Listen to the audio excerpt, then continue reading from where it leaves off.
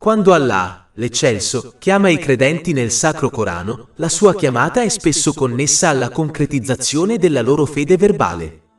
Questo perché una fede verbale senza azioni ha ben poco valore nell'Islam. Le azioni sono la prova e l'evidenza che si è tenuti a ottenere per ottenere ricompensa e misericordia in entrambi i mondi. Proprio come un albero da frutto è utile solo quando produce frutti, allo stesso modo la fede è utile solo quando produce buone azioni. In questo caso, Allah, l'Eccelso, incoraggia i musulmani a concretizzare la loro fede adottando la pietà. Capitolo 3 Ali Imran, versetto 102. O voi che credete, temete Allah come si deve temere. La pietà implica l'uso corretto delle benedizioni ricevute, come delineato nel Sacro Corano e nelle tradizioni del Santo Profeta Mohammed, pace e benedizioni su di lui, in modo da raggiungere la pace della mente in entrambi i mondi. La pietà, quindi, assicura il raggiungimento di uno stato mentale e fisico equilibrato e il corretto posizionamento di ogni cosa e di ogni persona nella propria vita, preparandosi adeguatamente alla propria responsabilità nel giorno del giudizio. Chi si comporta in questo modo adotterà la pietà secondo le proprie capacità, poiché questo è il significato del timore di Allah, l'Eccelso, nel modo in cui egli merita di essere temuto. Qualsiasi cosa al di sopra di questo è al di là delle capacità delle persone, cosa che non ci si aspetterebbe mai da loro. Capitolo 64, Taghabun, versetto 16. Temete dunque Allah quanto più potete. Pertanto, questo versetto incoraggia i musulmani a impegnarsi a fondo per obbedire ad Allah, l'Eccelso, ed evitare di adottare un atteggiamento pigro, che li porta ad adempiere solo ai doveri obbligatori, trascurando di utilizzare correttamente tutte le benedizioni che hanno ricevuto. Comportarsi in questo modo è uno dei motivi principali per cui i musulmani che adempiono ai doveri obbligatori minimi e basilari non riescono a raggiungere la pace interiore, poiché continuano a fare un uso improprio delle benedizioni che hanno ricevuto. Ciò impedisce loro di raggiungere uno stato mentale e fisico equilibrato e li porta a perdere tutto e tutti nella loro vita. Capitolo 3 Ale Imran, versetto 102. O voi che credete, temete Allah come si deve temere. Alcuni studiosi ritengono che questo versetto sia stato abrogato, poiché alcuni compagni, che Allah sia soddisfatto di loro, credevano giustamente che nessuno fosse abbastanza forte da temere Allah, l'Eccelso, come meritava di essere temuto. Successivamente, fu rivelato il capitolo 64 di Taghabun, versetto 16. Temete dunque Allah quanto più potete. Ma i due versetti possono essere conciliati senza abrogazione. Il secondo versetto ha solo chiarito il versetto principale in discussione, non lo ha abrogato. In altre parole, entrambi i versetti significano la stessa cosa: temete Allah, l'Eccelso, secondo il proprio pieno potenziale. Questo è stato discusso nel Tafsir al-Qurtubi, volume 4, pagina 33. Ciò è ulteriormente confermato dal fatto che Allah, l'Eccelso, non affida un dovere a una persona che non può adempiere, e temerlo come merita di essere temuto non può essere fatto da nessuno. Capitolo 2 Al-Baqara, versetto 286. Allah non impone ad un'anima alcun obbligo se non entro i limiti della sua capacità. Inoltre, un aspetto della pietà è evitare alcune cose lecite per paura che possano condurre a ciò che è illecito. Capitolo 2 Al-Baqara, versetto 187. Questi sono i limiti stabiliti da Allah, quindi non avvicinatevi ad essi. Allah, l'Eccelso, non ha mai detto di non oltrepassare i suoi limiti, ma ha chiarito che le persone non devono nemmeno avvicinarsi ai suoi limiti. Questo consiglio è stato ripreso in tutto il Sacro Corano. Ad esempio, Allah, l'Eccelso, comandò al santo profeta Adamo, la pace sia su di lui, di non mangiare dall'albero del paradiso, ma gli consigliò di non avvicinarsi nemmeno all'albero, sebbene fosse lecito. Capitolo 7 Al-Araf, versetto 19. O Adamo, abita, tu e tua moglie, nel paradiso e mangiate dove volete, ma non avvicinatevi a quest'albero, altrimenti sareste tra gli ingiusti. Ci sono innumerevoli esempi che indicano che il fatto che qualcosa sia lecito non significa necessariamente che qualcuno debba farlo, poiché avvicinarsi ai limiti di Allah, l'Altissimo, non è illecito, solo oltrepassarli lo è. Certe azioni lecite, come le vanità, devono essere evitate poiché spesso conducono a ciò che è illecito.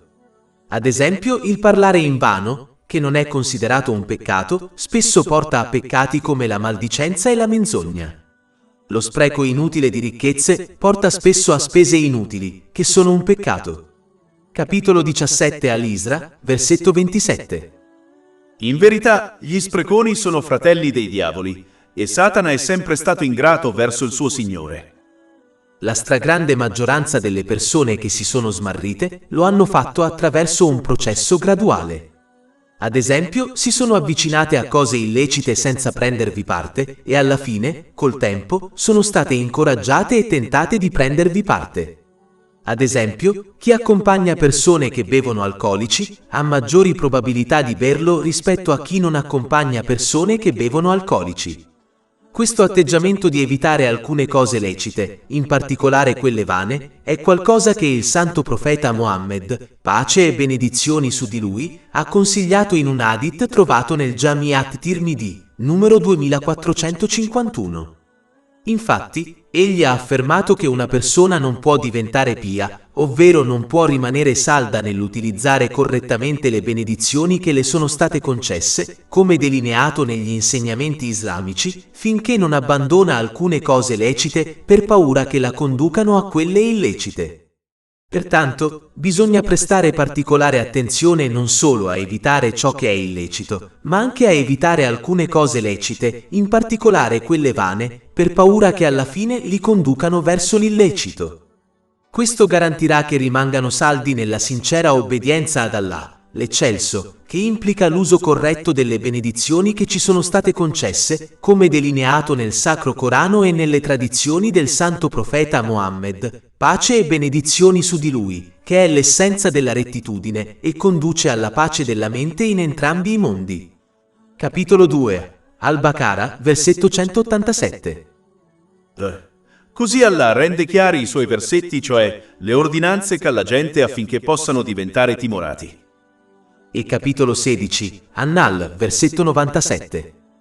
Chiunque compia il bene, uomo o donna, mentre è credente, certamente gli faremo vivere una bella vita, e certamente daremo loro la ricompensa nell'aldilà in base alle loro migliori azioni.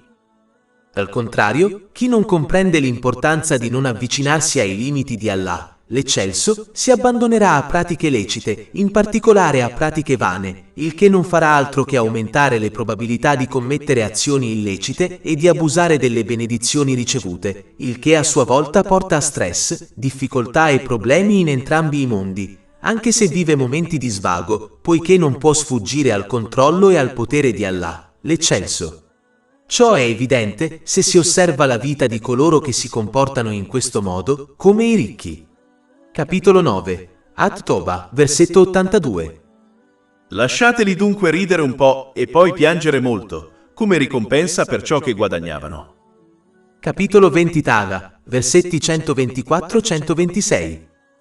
E chiunque si allontana dal mio ricordo avrà una vita triste, cioè difficile, e lo raduneremo, cioè lo risusciteremo cieco nel giorno della resurrezione. Egli dirà: mio Signore, perché mi hai risuscitato cieco mentre una volta che vedevo? Allah dirà: così vi giunsero i nostri segni e li dimenticaste, cioè li ignoraste, e così sarete dimenticati oggi.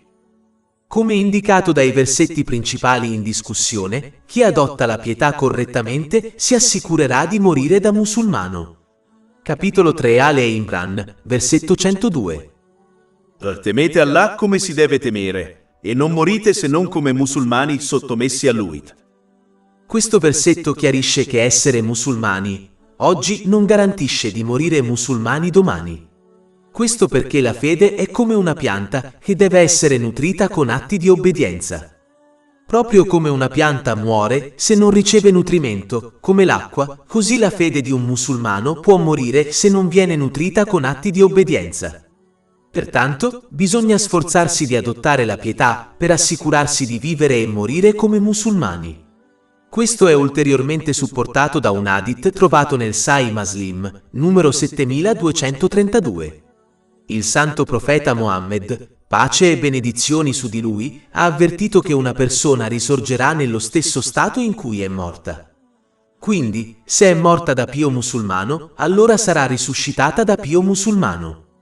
E lo stato della propria morte è determinato dal modo in cui ha vissuto. Se si vive da pio musulmano, realizzando la propria fede e utilizzando correttamente le benedizioni ricevute, come delineato negli insegnamenti islamici, si morirà da pio musulmano e si verrà a sua volta risuscitati come tali nel giorno del giudizio.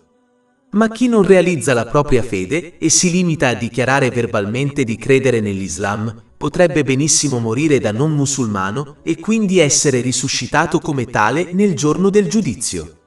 Non serve essere uno studioso per determinare cosa accadrà a questa persona nel giorno del giudizio. Questo esito è stato preannunciato nei versetti principali in discussione. Capitolo 3 Ali Imran, versetto 106. Il giorno in cui alcuni volti diventeranno bianchi e altri neri.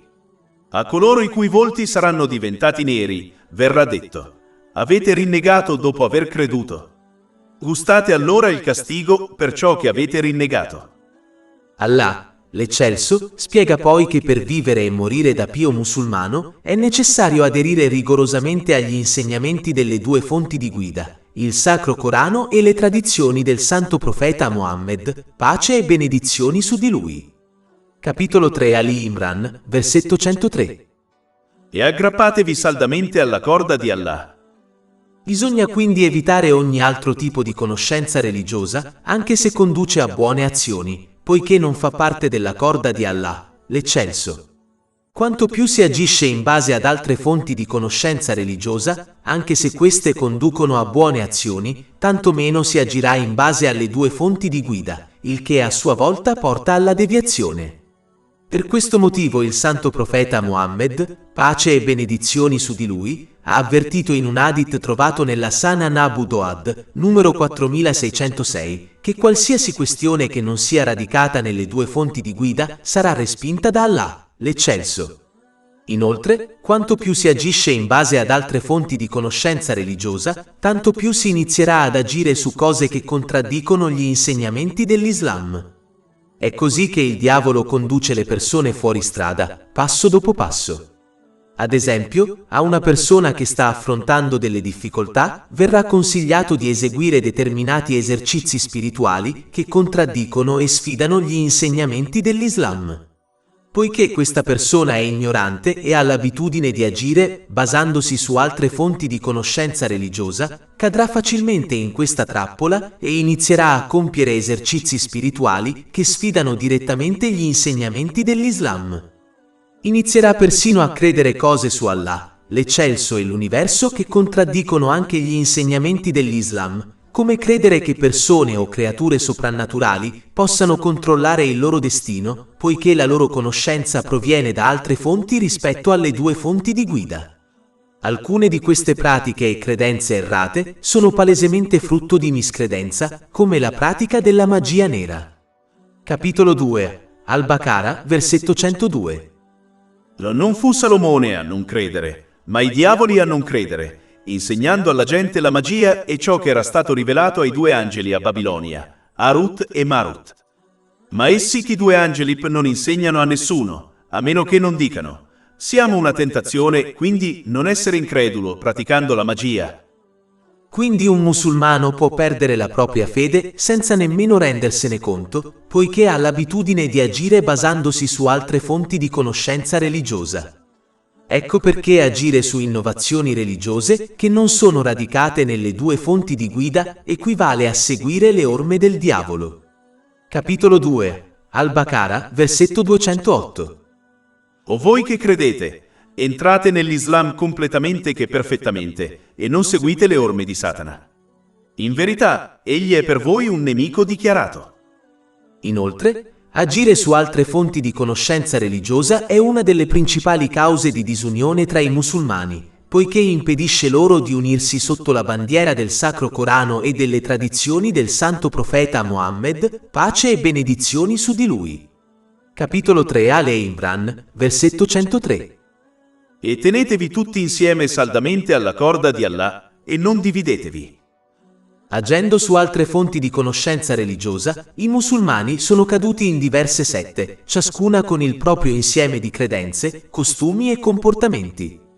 Questo non fa altro che far sì che le diverse sette discutano tra loro, credendo di essere la ben guidata, mentre tutte le altre sette sono fuorviate. Capitolo 30 Ar-Rum, versetto 32. Oppure di coloro che hanno diviso la loro religione e sono diventati sette, ogni fazione si rallegra di ciò che possiede. Questo atteggiamento impedisce quindi ai musulmani di comportarsi come un'unica famiglia e di rispettare i diritti reciproci. Al contrario, quando i musulmani aderiscono a un unico codice di condotta, come delineato nel Sacro Corano e nelle tradizioni del Santo Profeta Mohammed, pace e benedizioni su di lui, ciò garantirà la loro unità. Come discusso in precedenza, più si persiste nell'agire basandosi su altre fonti di conoscenza religiosa, più si diventa fuorviati. Questo è stato messo in guardia nei versetti principali in discussione. Capitolo 3 Ale Imran, versetto 103. E aggrappatevi tutti insieme alla corda di Allah e non siate divisi. E ricordate il favore di Allah su di voi, quando eravate nemici, ed egli unì i vostri cuori e diventaste, per il suo favore, fratelli. Ed eravate sull'orlo di un abisso di fuoco, ed egli vi salvò da esso. Così Allah vi spiega i suoi versetti affinché possiate essere guidati. Allah, l'Eccelso, ha chiarito che l'unità, la giusta guida, la pace della mente e il successo in entrambi i mondi risiedono solo nell'apprendere e nell'agire in base alle due fonti di guida, il Sacro Corano e le tradizioni del Santo Profeta Mohammed, pace e benedizioni su di lui. Questo garantirà che si utilizzino correttamente le benedizioni ricevute. Ciò conduce a uno stato mentale e fisico equilibrato e porta a collocare correttamente ogni cosa e ogni persona nella propria vita, preparandosi adeguatamente alla propria responsabilità nel giorno del giudizio. Questo comportamento conduce quindi alla pace della mente in entrambi i mondi. Pertanto, una persona deve accettare e agire in base agli insegnamenti islamici per il proprio bene, anche se contraddicono i propri desideri. Deve comportarsi come un paziente saggio che accetta e agisce in base ai consigli medici del proprio medico, sapendo che è meglio per lui, anche se gli vengono prescritti farmaci amari e un regime alimentare rigoroso. Allo stesso modo in cui questo paziente saggio raggiungerà una buona salute mentale e fisica, così farà la persona che accetta e agisce in base agli insegnamenti islamici. Questo perché l'unico che possiede la conoscenza necessaria per garantire che una persona raggiunga uno stato mentale e fisico equilibrato e posizioni correttamente ogni cosa e tutti nella propria vita è Allah, l'Eccelso. La conoscenza degli stati mentali e fisici degli esseri umani posseduta dalla società non sarà mai sufficiente per raggiungere questo risultato, nonostante tutte le ricerche intraprese, poiché non possono risolvere ogni problema che una persona può affrontare nella propria vita. I loro consigli non possono aiutare a evitare ogni tipo di stress mentale e fisico, né possono aiutare a posizionare correttamente ogni cosa e tutti nella propria vita, a causa della conoscenza limitata, dell'esperienza, della lungimiranza e dei pregiudizi. Allah, l'Eccelso, solo possiede questa conoscenza e l'ha concessa all'umanità nella forma del Sacro Corano e delle tradizioni del Santo Profeta Mohammed, pace e benedizioni su di lui. Questa verità è evidente quando si osservano coloro che usano le benedizioni che sono state loro concesse secondo gli insegnamenti islamici e coloro che non lo fanno. Sebbene, nella maggior parte dei casi, i pazienti non comprendano la scienza alla base dei farmaci prescritti e quindi si fidino ciecamente del proprio medico, Allah, l'Eccelso, invita le persone a riflettere sugli insegnamenti dell'Islam affinché possano apprezzarne gli effetti positivi sulla propria vita. Egli non si aspetta che le persone si fidino ciecamente degli insegnamenti dell'Islam, ma desidera piuttosto che ne riconoscano la veridicità dalle prove evidenti. Questo richiede però che una persona adotti una mente aperta e imparziale nell'approccio agli insegnamenti dell'Islam. Capitolo 12 di Yusuf, versetto 108. Questa è la mia via. Invito ad Allah con discernimento io e coloro che mi seguono. Inoltre, poiché Allah, l'Eccelso, è l'unico a controllare i cuori spirituali delle persone, dimora della pace mentale, egli solo decide chi la ottiene e chi no. Capitolo 53, An-Naim, versetto 43. E che è Lui che fa ridere e piangere. Ed è chiaro che Allah, l'Eccelso, darà pace solo a coloro che utilizzano correttamente le benedizioni che Egli ha concesso loro. Capitolo 3 Ale Imran, versetto 103. E aggrappatevi tutti insieme alla corda di Allah, e non siate divisi. E ricordate il favore di Allah su di voi, quando eravate nemici, ed Egli unì i vostri cuori e diventaste, per il suo favore, fratelli. Ed eravate sull'orlo di un abisso di fuoco, ed Egli vi salvò da esso. Così Allah vi spiega i suoi versetti affinché possiate essere guidati. Questo versetto indica anche l'importanza di dare priorità al vincolo di fede su tutti gli altri legami, come quelli di sangue. Sebbene un musulmano debba rispettare i diritti nei rapporti con gli altri, come quelli con i parenti, il vincolo di fede deve comunque avere la priorità su tutti gli altri legami. Quando i musulmani si comportano in questo modo, si assicureranno di sostenersi a vicenda nel bene e di mettersi in guardia contro il male. Capitolo 5, Al-Maidah, versetto 2. E cooperate nella giustizia e nella pietà, ma non cooperate nel peccato e nell'aggressione. D'altra parte, quando si dà priorità alle relazioni terrene rispetto al vincolo della fede, si finirà inevitabilmente per sostenere altri, come i propri familiari, per cieca lealtà in cose negative. Questo porta alla diffusione di corruzione e disunione tra i musulmani. Inoltre, come indicato dal versetto 103, quando un musulmano si attiene agli insegnamenti del Sacro Corano e alle tradizioni del Santo Profeta Mohammed, pace e benedizioni su di lui, elimina un'altra importante fonte di disunione, le barriere mondane che separano le persone, come caste, tribalismo e fratellanze. Quando una società è sommersa da queste barriere mondane, porterà sempre alla disunione tra le persone. Al contrario, agire secondo gli insegnamenti islamici crea unità e uguaglianza, poiché una persona è superiore a un'altra solo in base a quanto obbedisce sinceramente ad Allah, l'Eccelso. Ciò implica l'uso corretto delle benedizioni che gli sono state concesse, come delineato negli insegnamenti islamici. Capitolo 49, Al-Ujura, versetto 13. In verità, il più nobile tra voi agli occhi di Allah è il più giusto tra voi. Pertanto tutti gli altri criteri di valutazione dello status delle persone, come genere, etnia e classe sociale, non hanno alcun valore e devono essere ignorati dai musulmani, altrimenti danno origine a razzismo e disunione all'interno della nazione musulmana. È importante notare che, poiché le proprie intenzioni sono nascoste agli altri, non si può giudicare gli altri come migliori di altri in base alle azioni esteriori e si deve quindi astenersi dal fare affermazioni sullo status di altre persone o di se stessi, poiché Allah, l'Eccelso, solo conosce le intenzioni, le parole e le azioni di tutte le persone. Capitolo 53, An-Naim, versetto 32. Non pretendete dunque di essere puri. Egli conosce al massimo chi lo teme. È importante notare che non tutte le differenze tra i musulmani sono biasimevoli. Una differenza biasimevole è quella in cui singoli musulmani o gruppi di musulmani sono incoraggiati a evitare di agire sinceramente secondo i chiari e fondamentali precetti del Sacro Corano, alla luce delle tradizioni del Santo Profeta Mohammed, pace e benedizioni su di lui. I disaccordi tra i sapienti ben guidati riguardano sempre questioni secondarie e non i precetti fondamentali dell'Islam. Quindi, questi non sono biasimevoli, poiché persino i compagni, che Allah sia compiaciuto di loro, occasionalmente si sono trovati in disaccordo tra loro in questo modo. Queste questioni secondarie, se discusse correttamente, non portano mai alla disunione tra i musulmani, poiché non diventano fonte di inimicizia tra di loro. In realtà, questo tipo di disaccordo è fonte di misericordia per la nazione, poiché consente alle decisioni dell'Islam di essere più flessibili per la comunità più ampia.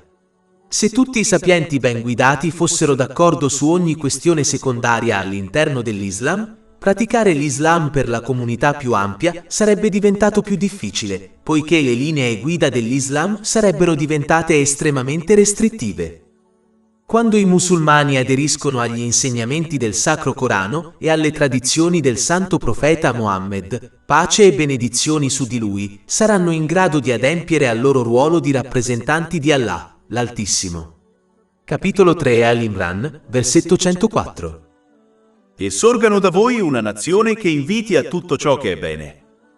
Il bene menzionato potrebbe riferirsi agli insegnamenti del Sacro Corano e alle tradizioni del Santo Profeta Mohammed, pace e benedizioni su di lui, che, se praticati, portano alla pace interiore in entrambi i mondi.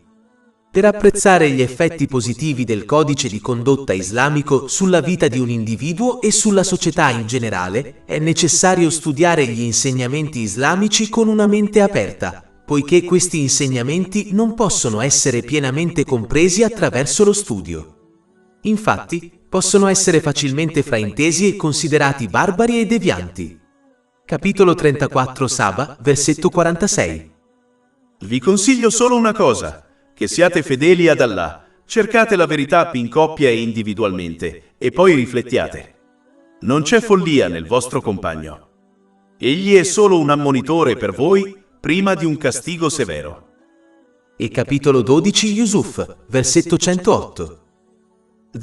Questa è la mia via, invito ad Allah con discernimento io e coloro che mi seguono. Mentre il giusto e lo sbagliato menzionati nei versetti principali in discussione sono cose facilmente riconoscibili come giuste o sbagliate da chiunque possieda buon senso e decenza di base, come l'importanza di evitare di mentire e di trattare gli altri con rispetto. Capitolo 3 Al-Imran, versetto 104. E sorgano da voi una nazione che inviti al bene, che insegni il bene e proibisca il male.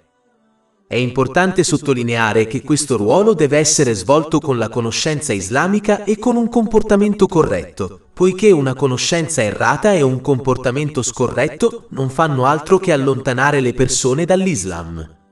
I musulmani devono quindi adempiere al loro dovere di rappresentanti di Allah, l'Eccelso, imparando e agendo in base al Sacro Corano e alle tradizioni del Santo Profeta Mohammed, pace e benedizioni su di lui, affinché il mondo esterno possa apprezzare i veri insegnamenti dell'Islam osservando il loro carattere e comportamento islamici.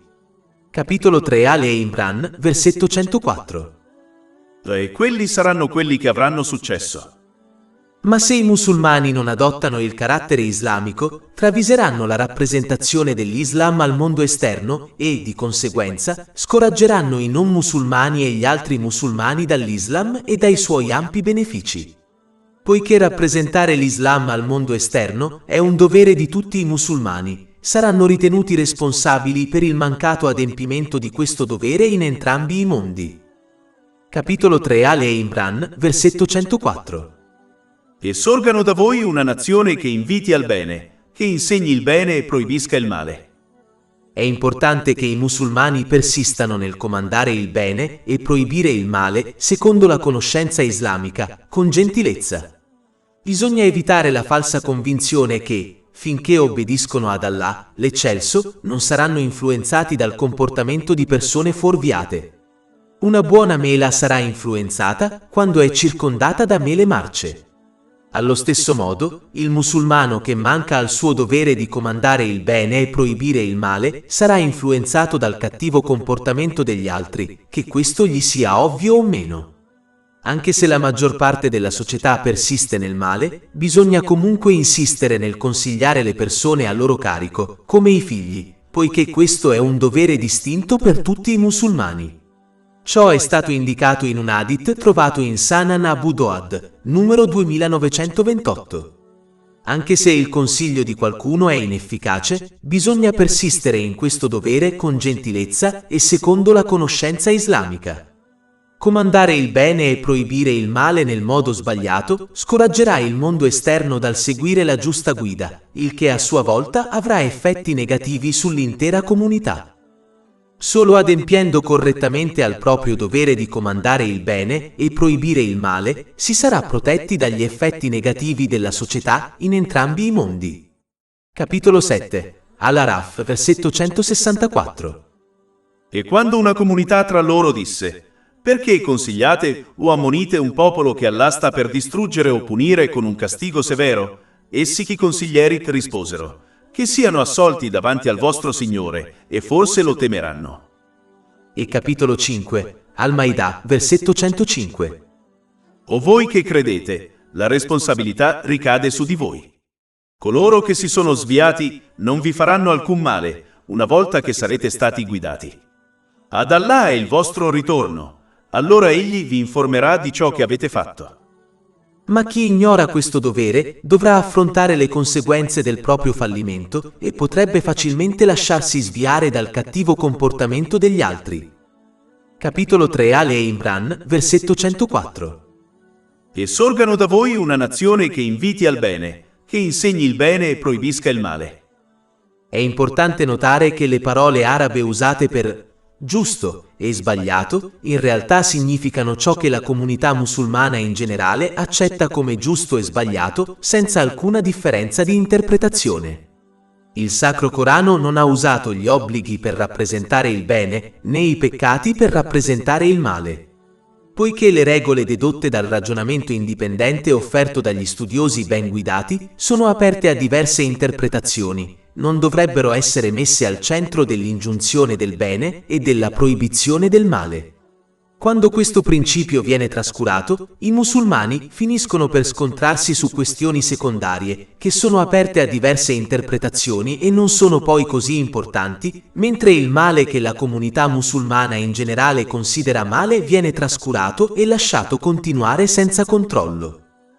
Allah, l'Eccelso, mette poi in guardia i musulmani dal dividersi in fazioni, come avvenne per la gente del libro prima di loro, che è una conseguenza diretta dell'agire secondo principi diversi dal Sacro Corano e dalle tradizioni del Santo Profeta Mohammed, pace e benedizioni su di lui. Capitolo 3 Ale Imran, versetto 105. E non siate come quelli che si sono divisi e hanno dissentito dopo che le prove erano giunte loro. Questa disunione si verifica quando le persone desiderano beni terreni, come la leadership. Quando un gruppo è unito, può avere un solo leader. Ma quando le persone desiderano la leadership all'interno di una religione, interpretano intenzionalmente male gli insegnamenti divini e incoraggiano le persone ad agire su altre fonti di conoscenza religiosa per creare una propria fazione, che possono guidare. Bisogna evitare di comportarsi in questo modo, poiché porta solo problemi in entrambi i mondi. I beni terreni che si ottengono attraverso questo comportamento, come la leadership, diventeranno solo una fonte di stress per loro e ciò che li attende nell'aldilà sarà di gran lunga peggiore. Infatti il Santo Profeta Mohammed, pace e benedizioni su di lui, ha messo in guardia questa persona dall'inferno in un hadith trovato in Sunan Ibn Majah, numero 253. Questa punizione non farà che aumentare in entrambi i mondi, a seconda di quante persone una persona fuorvia interpretando intenzionalmente male gli insegnamenti divini. Ciò è stato avvertito in un hadith trovato in Jami' at-Tirmidhi, numero 2674. Capitolo 3 Ale Imran, versetto 105. E quelli avranno un grande castigo. Inoltre, un musulmano deve evitare di essere fuorviato dagli altri, imparando e agendo in base agli insegnamenti del Sacro Corano e alle tradizioni del Santo Profeta Mohammed, pace e benedizioni su di lui. Deve evitare di seguire ciecamente gli altri, poiché ciò porta a sviamento e disunione. Al contrario, chi possiede la conoscenza islamica non sarà fuorviato dagli altri e, di conseguenza, si unirà agli altri musulmani in ciò che è buono ed eviterà ciò che causa disunione tra loro. Allah, l'Eccelso, delinea poi la fine di coloro che aderiscono alle due fonti di guida, il Sacro Corano e le tradizioni del Santo Profeta Mohammed, pace e benedizioni su di lui, e di coloro che non lo fanno. Capitolo 3 Ale Imran, versetto 106. Il giorno in cui alcuni volti diventeranno bianchi e altri neri. A coloro i cui volti saranno diventati neri, verrà detto: avete rinnegato dopo aver creduto. Gustate allora il castigo per ciò che avete rinnegato. I volti bianchi e neri rappresentano la pace della mente e del corpo, o la sua mancanza, che è la conseguenza diretta dell'uso corretto delle benedizioni ricevute, come delineato negli insegnamenti islamici, o del mancato utilizzo. Come discusso in precedenza, coloro che non riescono a concretizzare la propria fede nell'Islam obbedendo concretamente ad Allah, l'Eccelso, corrono un grave rischio di perderla. Questo perché la fede è come una pianta che deve essere nutrita con atti di obbedienza per sopravvivere. Proprio come una pianta che non riceve nutrimento, come la luce del sole, non prospererà e potrebbe persino morire. La fede di una persona che non la nutre con atti di obbedienza non prospererà ed è in serio pericolo di morire. Questa è la perdita più grande. Capitolo 3 Ale Imran, versetto 106. Quanto a coloro i cui volti diventano neri, che a loro verrà detto: avete rinnegato dopo aver creduto. Gustate allora il castigo per ciò che avete rinnegato. Bisogna evitare questo risultato praticando la propria fede nell'Islam. Ciò implica l'uso corretto delle benedizioni ricevute, come delineato negli insegnamenti islamici. Come spiegato in precedenza, questo a sua volta conduce alla pace interiore in entrambi i mondi. Capitolo 3 Ali Imran, versetto 107. Ma coloro i cui volti diventano bianchi saranno nella misericordia di Allah. Vi rimarranno in eterno. Attraverso la rivelazione divina, Allah, l'Eccelso, chiarisce i due sentieri in questo mondo.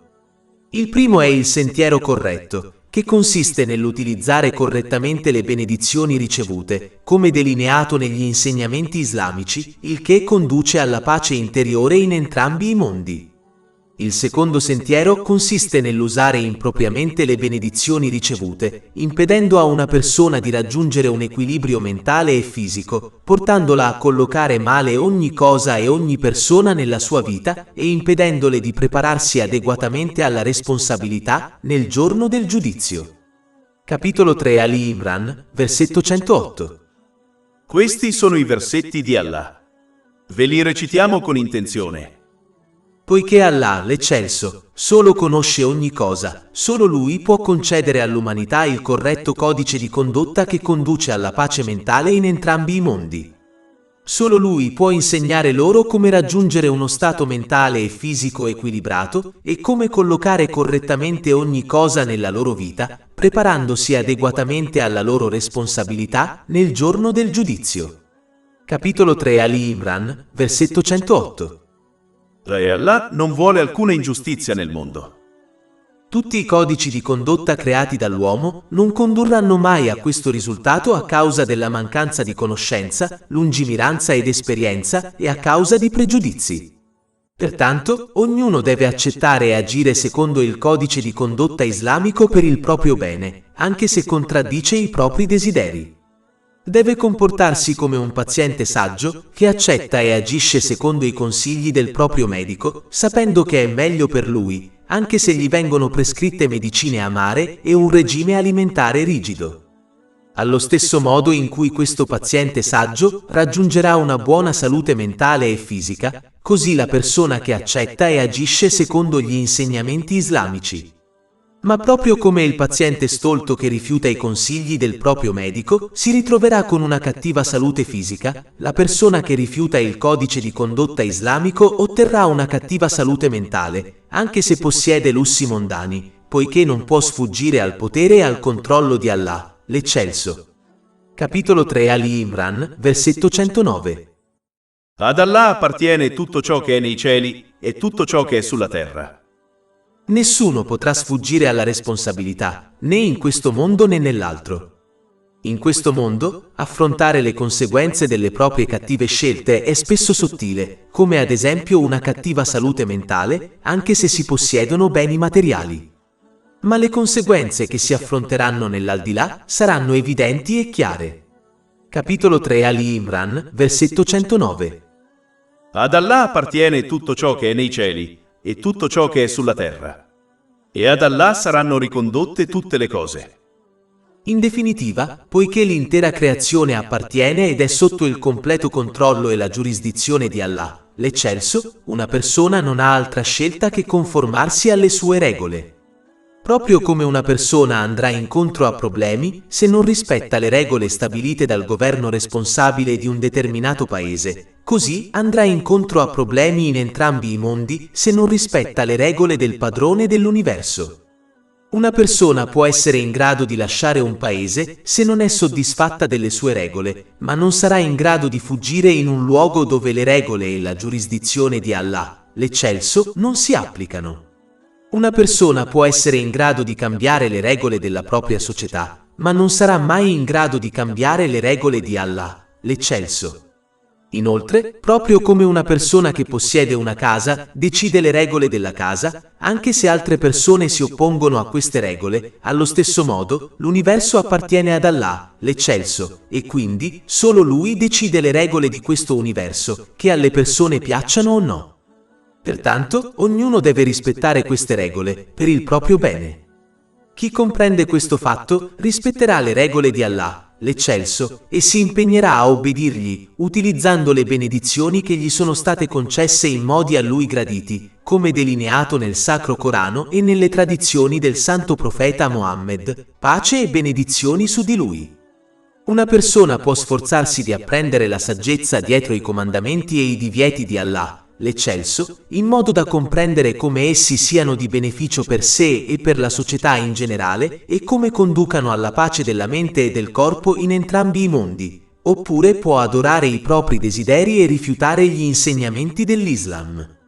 Ma chi non rispetta le regole islamiche dovrebbe prepararsi ad affrontare le conseguenze della propria scelta in entrambi i mondi, e nessuna obiezione, protesta o lamentela lo salverà. Capitolo 18 Al-Kahf, versetto 29. E di, la verità proviene dal tuo Signore. Chi vuole creda e chi vuole neghi. In verità abbiamo preparato per gli ingiusti un fuoco le cui mura li avvolgeranno.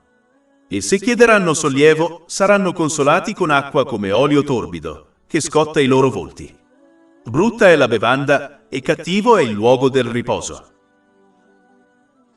Oltre 500 ebook, audiolibri, infografiche, podcast e blog gratuiti disponibili sul nostro sito web www.shaykhpod.com.